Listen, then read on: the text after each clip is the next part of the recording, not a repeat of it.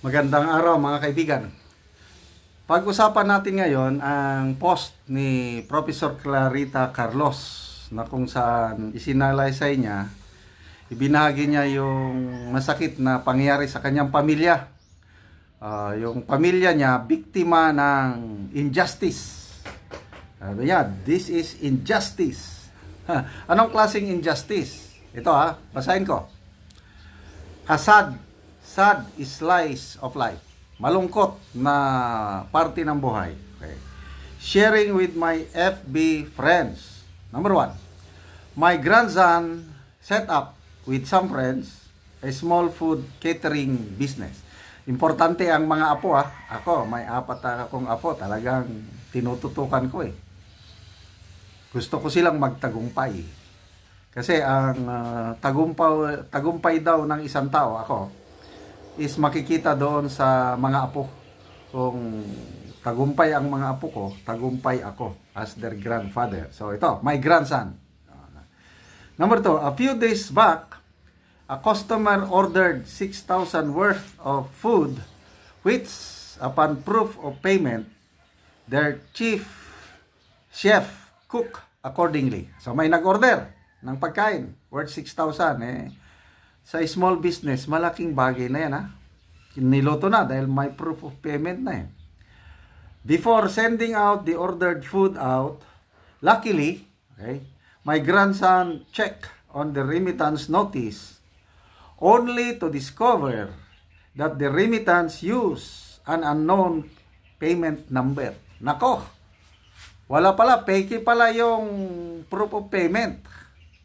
So number 4, sabi niya, thus, the order was aborted and my grandson's small business lost 6,000 pesos, which was a huge loss for them.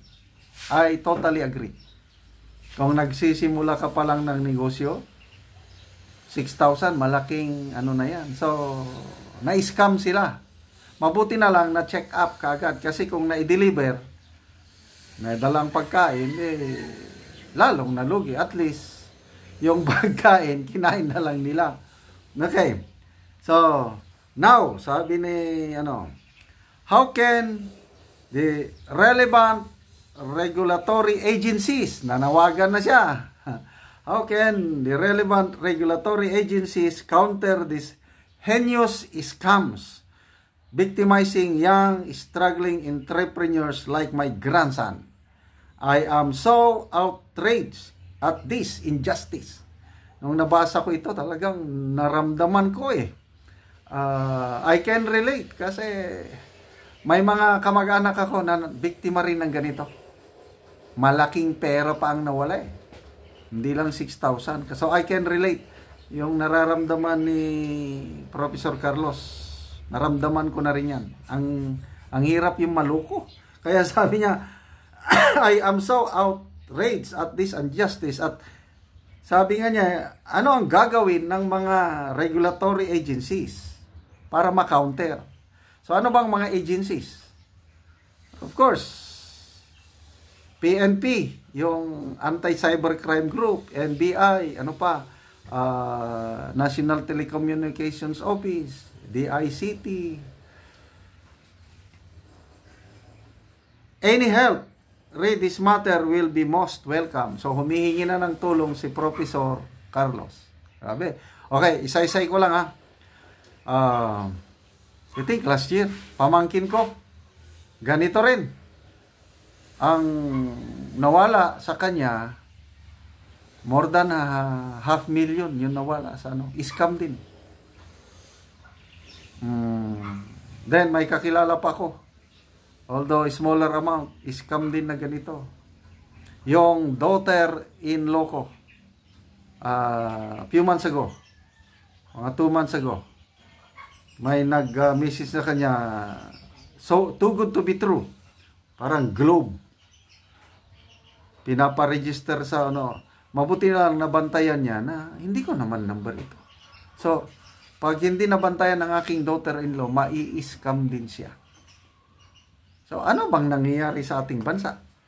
Maalala ko yung SIM Card Registration Act isa sa pinakaunang batas na pinirmahan ng Pangulong Marcos Jr. At ang principal authors nito ay si Speaker Martin Romualdez.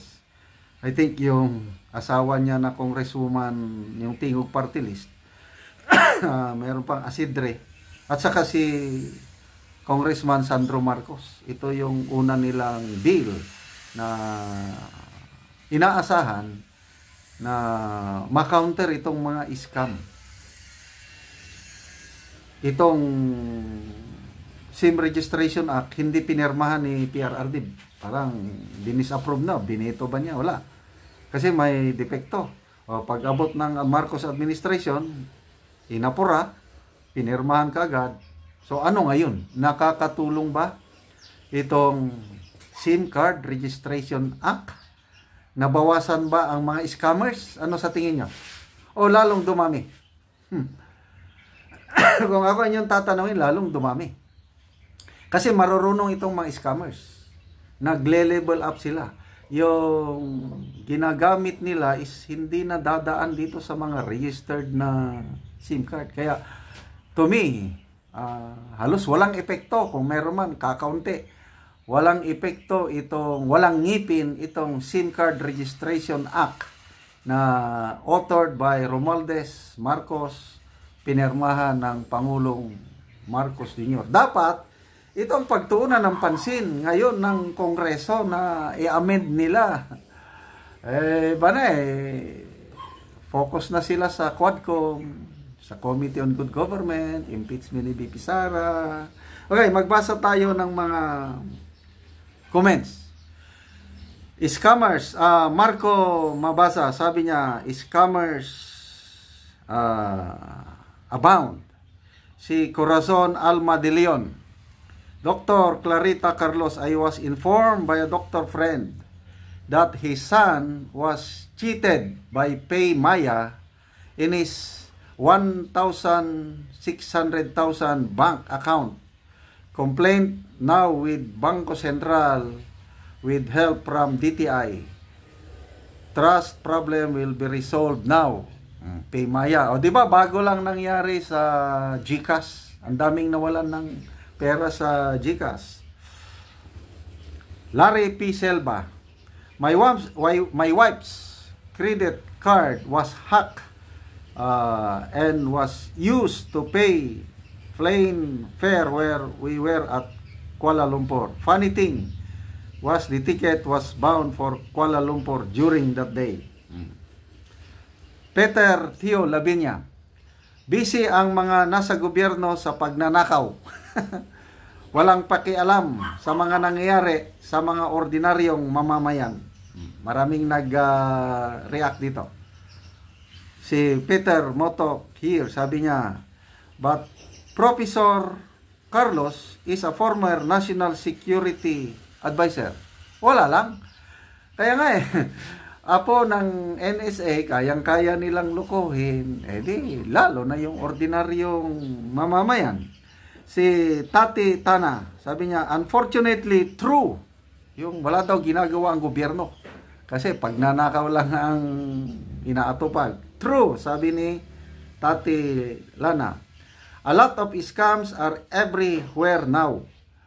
It's not just the poor getting poorer now. Too many are struggling to make both ends meet today. Where is the government now? Rowena Abering Sabiliano. Scammers are everywhere. Sandy Sabak, sabi niya, true.